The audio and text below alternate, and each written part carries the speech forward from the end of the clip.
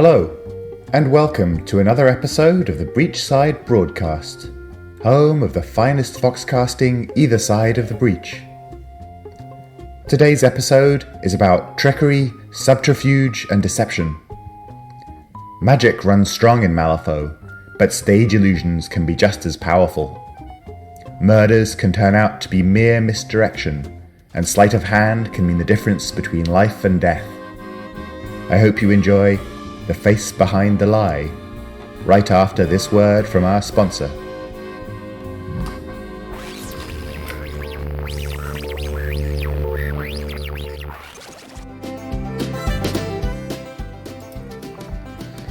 This episode of Breachside Broadcast is brought to you by the Star Theatre. Come to the Star for a night you'll never forget. Dazzling illusions, mind-bending displays of prestidigitation, exquisite mechanicals performing unbelievable feats of dexterity and elegance, and of course, the sublime beauty of Colette and her showgirls. Visit the Star Theatre for a night of entertainment utterly unlike any other. You won't find a finer venue either side of the breach.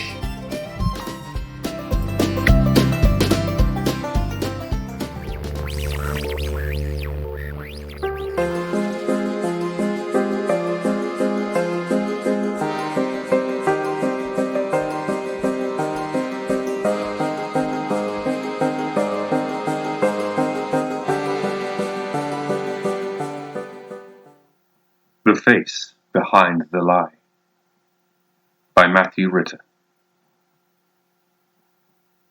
In the mirror, she saw the truth. It was a horrid, terrible, depressing thing, really. No one beside her had seen it in years. Not since she'd heard the old joke. How did it go? What's the difference between a high-born courtesan and a lowly lady of the evening? The quality of makeup. That had been the first trick she had learned. Before the cards. Before the doves, the clockwork and the dancing. Before she'd even learned that a well-placed whisper or the touch of a finger at just the right time could make a man, and more than a few women, lose all composure. No. Her first trick had been this: turning the truth into something else. Every day, in so many little ways, it got harder and harder. Sometimes she ached to have a face like one of the mechanical marvels that were used around the hall. Porcelain, clean, perfectly structured for beauty. A blank slate to build upon whatever one wanted. Not like her face. Her real face. It was too wide, and her chin was too round. She did not have the best bone structure, and her lips were too thin. And you're getting old. A half-truth, of course. She was getting older, but was she yet old? Things were so different for men and women. A woman could be old at 20, ancient at 30, and forgotten at 40. Most men, it seemed, the world didn't even notice until 40. A man could go to war, learn a trade, marry, divorce, raise children, and still his life would only barely have begun at 40. She had trouble even imagining life going on at that age. To be 40. Crow's feet and liver spots. Her hair might thin. Her fingers twitched with a desire to shatter the mirror, as if that would change anything. No, the only way to change anything was that first trick. It was simple enough. Some concealer, making the hint of dark under eye circles and a few touches of acne or blemishes just seemed to magically melt away. After that, it moved faster. A dozen different little tools and bits of makeup. Soon she had cheekbones, the right ones, and her eyes got larger, dramatic, dark and mysterious. Her lips swelled, becoming wonderful and full. It matched her eyeshadow, and it made her look almost like an exotic painting. All the other tricks came from this one. It was true, she knew. She could charm anyone because of this trick. She could dazzle audiences and individuals alike. She could steal anything, hearts, watches, souls, thanks to this trick. It was this trick that had let her get to Malifaux, and it was this trick that had made it so she had been able to learn the other important trick. With a twirl of her hand, she produced a soul stone as if from nowhere. Actually, it had been in her palm for some time, tilted just right so someone sitting across from her, or herself looking in a mirror, would see nothing. She rolled it over her fingers, and felt the power within it. Power she had learned to tap in ways no one else had ever dreamed of. Power only she had. Also a trick. Another twirl and the soul stone disappeared, at least to her view watching herself in the mirror. That was how she'd learned or practiced. First you learned to fool yourself, and if you could fool yourself, you could fool anybody. The stone actually rested precariously on the back of her hand, and then in her palm once more. A casual shift, and it was on her thigh out of view, where she could move it at her leisure later. Tricks, deception, sleight of hand, shadow boxing. The door opened. It was Cassandra. It was always Cassandra. Beautiful. And as always, with a pang of jealousy, she had to admit, naturally. She didn't have her makeup on. Her hair wasn't done. She was in a comfortable robe and not in a tight-fitting dancer outfit. And yet Cassandra was still beautiful. Cassandra, for all her talent and dedication to the craft, as a dancer, as a magician, as a trickster, a seductress. She had trouble with the very basics. And why, Cassandra, is that? Because to you it all comes so naturally. So many things are just yours. The show's about to start. Are you ready? Cassandra didn't have to be on for almost an hour. She had time. Colette had to start the show. The clockwork doll with its faceless face that she found so comforting was beginning to slow its movements, signaling that her hair was nearly finished. How many are there tonight? It was a question she always asked. Cassandra didn't pout. She wasn't a pouter. But she did look away, brushed her hair back. For a moment she avoided the question. Why does it matter? Colette didn't respond. She worked on finishing her makeup. Cassandra relented. 16. But I'm sure it's just from all the good press the show gets. People talk about nothing else. Your birds and the woman in the Storm of Swords routine, it's... Colette interrupted her. A new record. Every night it seems there are more and more of them. Cassandra didn't comment. It was the guild they were talking about. Members of the guild that riddled Malifaux like some kind of cancer. Cassandra nodded to herself. Well, you're on in 10. She waited a few more moments. Heavy moments. Then she was gone. Colette was left with the faceless doll and the her in the mirror. Her face was impassive. Her thoughts whirled. A delivery tonight through the tunnels. More guild members than ever. Eyes always watching her. Everyone always watching her. Ramos was very insistent on this delivery happening tonight, though. But first, her perfectly painted purple lips shifted. Her face lit up. The glum image in the mirror became one of light and glamour. A face of fun, and a promise of something else, maybe.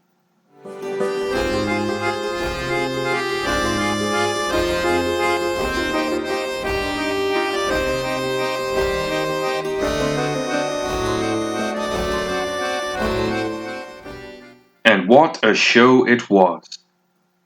There was some variation night to night. Normally the showstopper was changed around at least once a month to draw in the new crowds, but the basic outline was always the same. It started small. Colette just on stage, walking out. No magic puff of smoke. No prestidigitation. Sometimes she came out from the audience or from backstage. She came out through the curtain and addressed the audience. She tried not to notice that among the guild members there was also a man who was obviously a witch hunter, by far the scariest sect of the guild, hunting down magic users of all kinds and doing away with them, dressed like some kind of colonial cowboy, watching her like anyone else in the audience. It gave her a moment of worry. But the show. Her patter was flawless. The audience was laughing within a minute, and she always knew that meant she had them. She started small. Her stylish top hat turned inside out, shown to be empty. She tossed it up, and out of it burst 3 mechanical birds of such exquisite perfection, flying, flapping, soaring. The audience was now not just with her, but mesmerized. Everything that came after that first 5 minutes was dependent on that beginning. That first trick. They had to believe it. They had to at least pretend to believe. The first trick was most important, even if all anyone ever remembered was the last trick. That one involved pyrotechnics, disappearing, death-defying, more mechanical birds, dancers. It was quite a spectacle. It wasn't the only one. The dancing girls, of course, were what many people came to see. The dancing clockwork girls were something other people came to see. The magic, in many ways, what she did best, was there to tie it all together. This month the finale was quite gripping. Her tied up behind a curtain. A dozen of the clockwork dancers with swords surrounding her. Fire and fireworks shooting out as she was skewered by a storm of swords. The name of the trick. The flimsy see-through curtain would be pulled away, by none other than Colette, showing that at some point the girl who'd been stabbed had become one of the clockwork dolls. The audience became an uproar of applause every time, though as Colette bowed, the flying mechanical birds that had took to the air with the fireworks circled back around and disappeared back into her hat. The signal the show was over. How it began, it ended. When the other dancer girls came out for their own bow, a standing ovation started. Cassandra got catcalls as always, and Colette saw one man, 6 rows back, 5 chairs over. He did not stand. He did not clap. A dark coat and a dark hat, making him stand out among those wearing their brightest and best for their night out. He also had the eyes that most worried a magician. They were eyes that looked at what was important, not where they were directed. And who are you? There was the standard fallout, flirting with the audience as they left the theater. Gifts, offers of marriage, autographs. She tried to catch sight of the man again, but she didn't see his dark hat or coat anywhere. Besides, the show had run long. They were already late, and the delivery wouldn't make itself. Colette gave the nod to Cassandra, who gave a signal to the other girls, all of them making excuses to retreat back to the dressing rooms.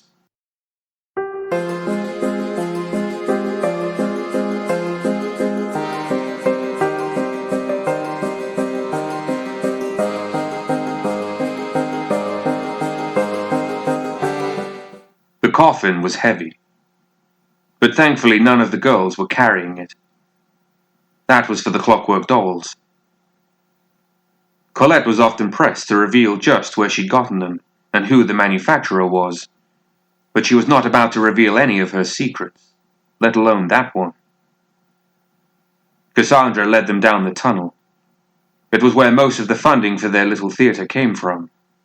Oh, ticket sales were nice, but gear-feathered birds and clockwork marvels like those carrying the coffin couldn't be afforded on a paltry matinee earning. The theater had a series of tunnels that seemed to have been part of the old sewer system built by whoever had built the city, long since abandoned and dried up, though they weren't pleasant. There were 5 of them down there tonight, if you counted her and Cassandra, and another 5 clockwork dancers. Excessive, perhaps, but the tunnels weren't just hers. They were a honeycomb of black market travelers getting to and from the quarantine zones unseen. Cassandra and the other girls tittered away about nothing.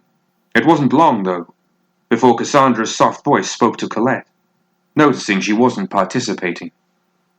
"You seem worried." "Like a good friend. Sweet.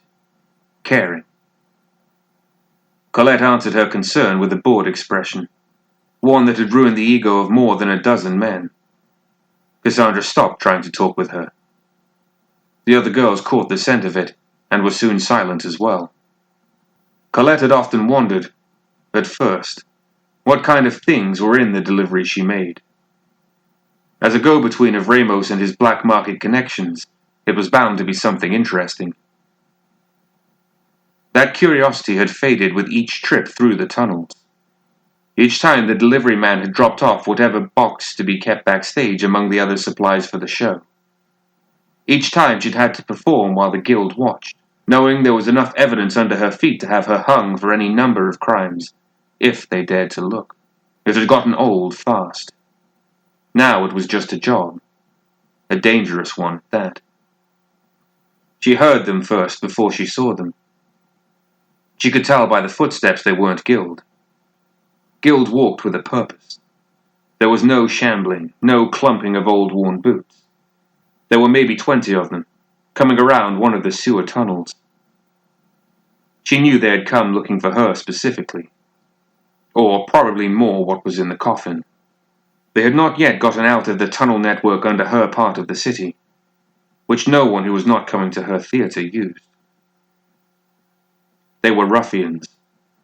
Brass knuckles, axe handles, unshaven. The lot of them making the smell of the want sewers worse than it had been before.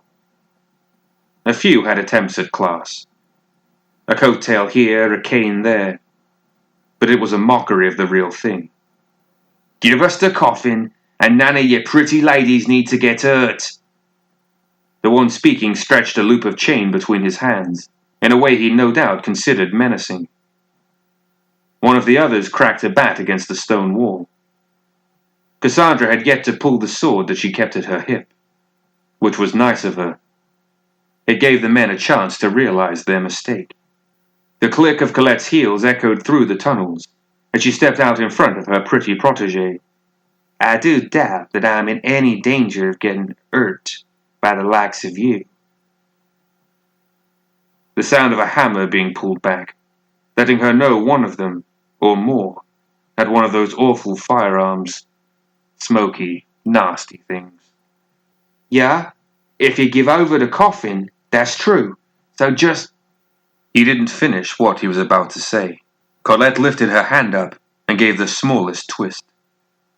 As the artificial soulstone she used for such things faded, though its power would soon return.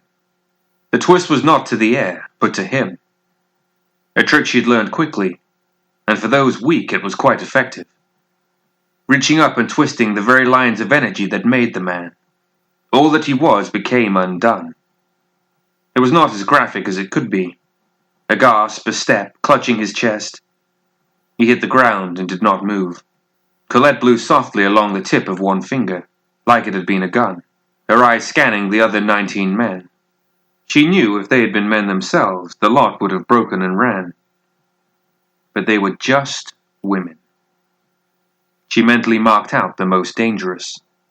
The tall one with the hat. The short one with the mustache. The man with the bat. The one on the left concealing the gun. With barely any movement, she pointed them out to Cassandra as well. The other showgirls stepped back. They could fight, but why would they need to? The Coryphée, those wonderful clockwork dolls, stepped forward in their place. Cassandra drew her sword, and as Colette knew they wouldn't, the men did not run. A mistake. Blood followed. The clockwork dolls had been outfitted with blades, and Cassandra was a blade. She held a sword, but she was death. 6 of the charging men were dead before a moment had passed. Cassandra herself had removed the tall one's head, the short one with the mustache's left arm, and the one with the concealed gun. He was too busy now keeping his insides in to fire. The dancing clockwork dolls moved with the grace that had brought people to the Star Theatre night after night, though Colette doubted many of them would cheer seeing this. She smirked, staying back to protect her girls as she needed to, watching Cassandra's back just in case, ready to twist another man into. The one with the bat actually knew what he was doing. Really, he didn't belong with the rest of the clods. She saw one of the clockwork dolls go down, head crushed as he came forward. She raised her hand, but he was faster. It was just a rock, but it was aimed with a dangerous precision. The soul stone she was keeping so carefully palmed in her offhand went flying and skidding down the alley as he continued to rush forward. The other girls were too far back. Cassandra noticed, but the distance was too great. And the dolls, while they did what they were told, they weren't known for solid panic thinking. And Colette was good at many, many things, but she would be the first to admit a straight-up brawl was not one of them. The sadistic glee on his face as the bat came down, crumpling that fancy hat, was lurid. She didn't care for it much at all. The flash was blinding as bat impacted skull. He stopped for a moment, and then went to hit her again, and he saw that what crumpled before him was just one of the clockwork dolls. "You trust your eyes far too much, I'm afraid," said Colette's voice. She was way too far away. It was impossible. Cassandra hadn't missed a beat cutting down men. Those still standing stared, amazed at what had just happened. Colette was posed, as the man with the bat could only stare. She took her hat off and gave him a deep bow, holding it in front of her. And then she flipped it over. 3 mechanical doves burst from inside. He was good, but their wings were very sharp. Those still not cut down took that as a good moment to leave. They wouldn't get far. With a nod of her head, Cassandra sent the Corifei after them. One of the dancing girls kicked at a still twitching corpse. "Meanie?" "Yes," Colette mused, "but someone told them we would be here, and when. We're going back to the Star, girls. I don't like surprises, and Ramos can come yell at me personally if he wants." Thankfully, enough of the clockwork dolls had survived the fight that none of them needed to help carry the coffin back. Cassandra, as always, cleaned her sword. Colette's hand fell on her shoulder, and she smiled. It was, admittedly, one of those smiles she used for parties, but Cassandra got the intention, and smiled back.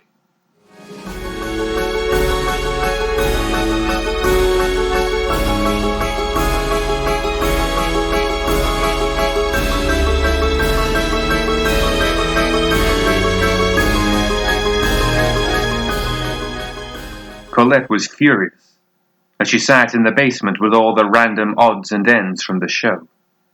Boxes and saws, gears and fireworks, and the coffin. She had half a mind to open it and sell whatever was inside herself, but Ramos was not a man to tread so lightly around. Still, clearly he had trusted the wrong people. If it had been one of her girls, which would never happen, things would have gone much worse. It had been one of his enemies, trying to steal his trinkets. She stomped around the coffin. It was probably packed to the gills with soul stones, or the corpse of some ancient powerful evil waiting to be. She gave a frustrated groan. The other girls were busy breaking down the stage. Cassandra had been left in charge, and so Colette was here, staring at this coffin. She'd already sent angry word to Ramos. She shouldn't have been surprised when she found the man in the dark hat and the dark cloak standing in the basement with her. No idea how he'd gotten there. "That's a nice coffin," his gruff voice said, his hands in his jacket pockets. She knew the difference between someone pretending to be holding something dangerous out of sight and actually having something dangerous just out of sight. He was dangerous. "Oh, yes. Did you want to try it out, sir?" She couldn't help it. Her dark lips gave him a charming smile, her hand palming a soulstone. She hesitated. She saw him notice, saw his eyes look to the hand taking the soulstone. Not her lips, or her breasts, not the way her hips swayed or the subtle shift of her other hand. He was very dangerous. She wasn't sure she'd be able to. The thunk of boots on the wooden steps gave them both pause. Colette doesn't like to be disturbed and... Leave us. She heard the voice of Yasser, one of the newer girls, being shooed off. Who was it then? It would have to be someone of standing, means, probably from the guild to be able to force his way down here. His loud boots soon brought him into view. The witch hunter. She saw the look in the eyes of the man across from her. He was just as upset to see this as she was. The witch hunter walked slow, dressed in brown, one of those showy greatcoats, and a very rugged hat. "Ma'am," he tipped it to her. He did not tip his hat to the other gentleman. She noticed this. She savored it. It was possibly her way out of this mess. "My name's Donner. No need to be formal. This isn't a formal visit.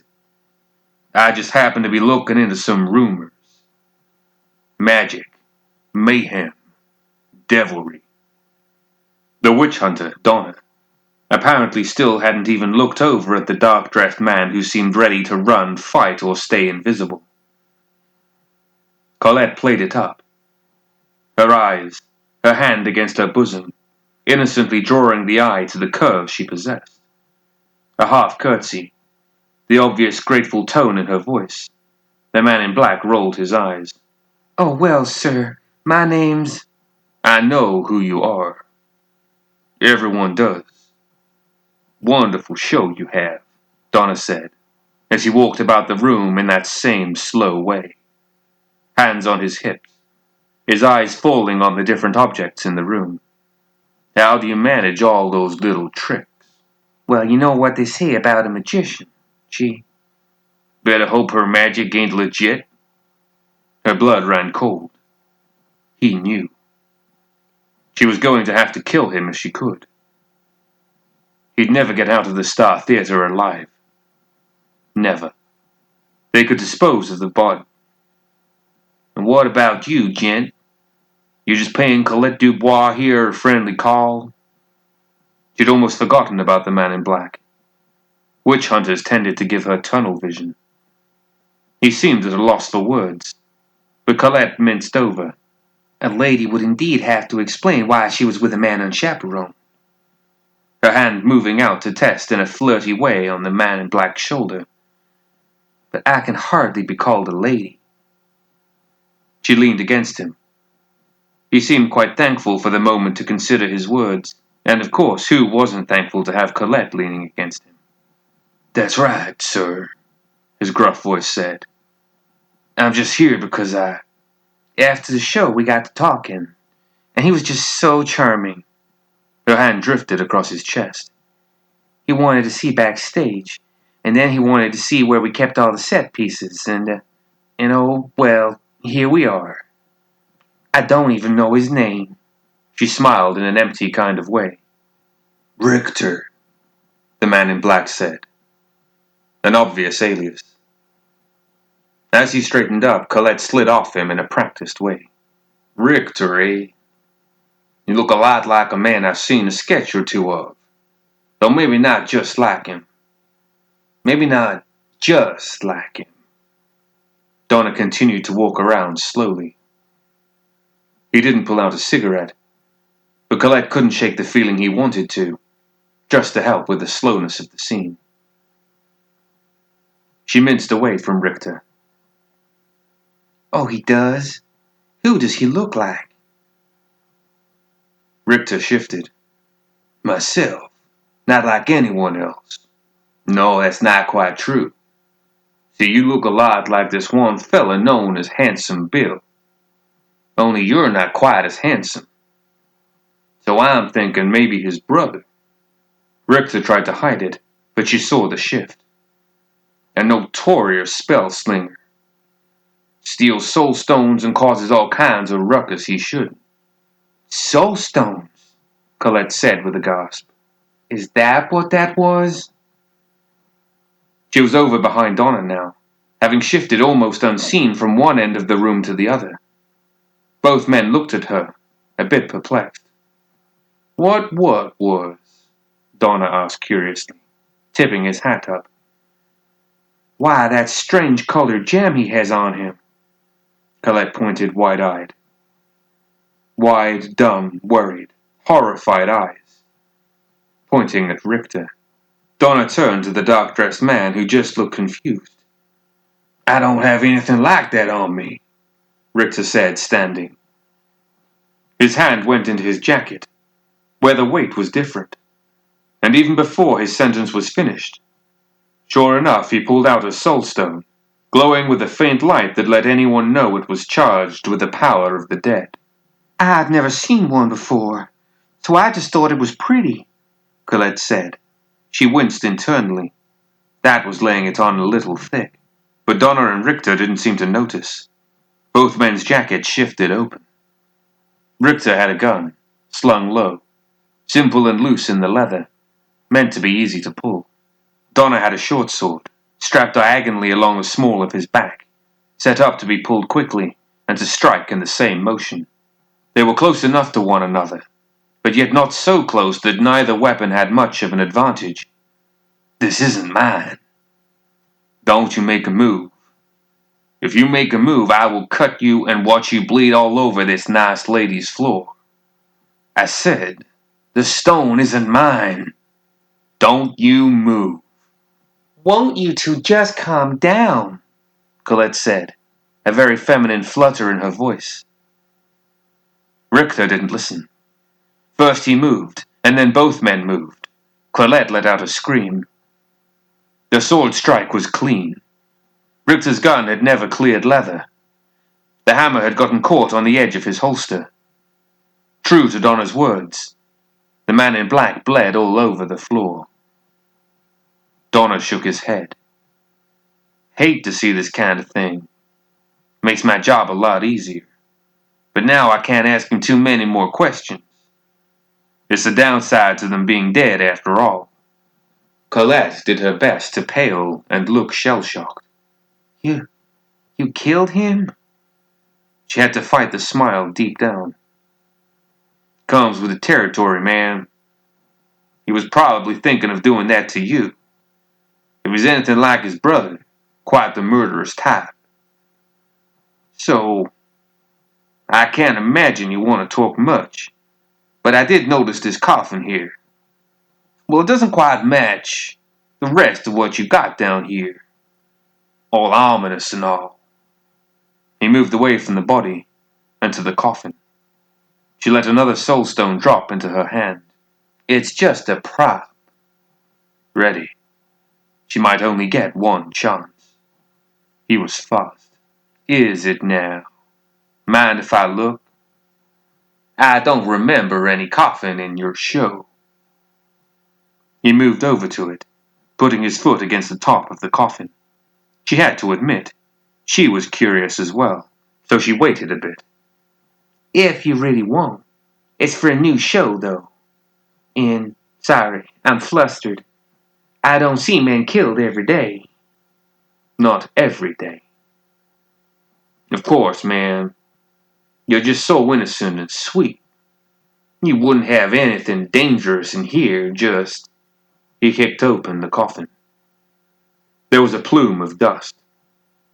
She was ready to move when he saw what it was, but she wanted to see too was sawdust, he said with a confused scratch of the back of his head under his hat. Not what I was expecting. Not what she was expecting either. It's to get the weight right. Makes it feel like there's something inside. It was a lame lie, but he was off balance enough to take it as true. Huh. Well, I'll be. I'm afraid this is a crime scene, man. I'll need you to go upstairs. And I want to talk to the other girls and you some more. But it seems like this was mostly a bad man in the wrong place. He seemed perplexed beyond words. She nodded and headed up the stairs. Awfully lucky his gun caught on his holster. Not used to gunslingers making that mistake. He normally keep them all oiled and folded back just in case, constantly checking to make sure it don't become dog-eared. Awfully lucky his was. Awfully lucky, she agreed and glanced back. Her eyes narrowed as she saw him looking at the coffin, confused. Someone had told him about the coffin as well. Everyone had known what was going down tonight, but it had all been a lie, a trick. The first trick being the one that made the whole thing fall into place. Ramos. There had never been anything in the coffin. Classic misdirection. He'd let the rumors float freely. He'd let his enemies and his friends know about his great new shipment. He'd sat back and just waited to see what had come out of it. It had been masterfully done. A lovely magic trick. Get the audience to do the work for you. Always the best. Always worked so smoothly. Always just little pieces in his games. She continued her way up the stairs. The rest of the night went about as well as it could. More guild members, though they were able to keep the hidden tunnel system hidden. The body was cleaned up. The girls all performed wonderfully teary displays when they were interviewed. Cassandra had half of them in love with her before the night was done. It would be good press, actually. Murder at the Star Theatre. They'd be packed for months. Colette thought about magic and subterfuge. About her place, having worked so hard to end up right in the middle, under the thumb of so many dangerous people. She'd found herself feeling trapped recently, worried that at any moment any number of hells could rain down upon her. But maybe she'd been thinking about it all wrong. With just the right trick, maybe all those hells could rain down on one another. Maybe it was time to stop being stuck in the middle. One good trick was all it would take. Colette looked into the mirror as she removed her makeup, the real face behind the lie that no one ever saw but her. And for the first time that entire day, she gave a very genuine smile.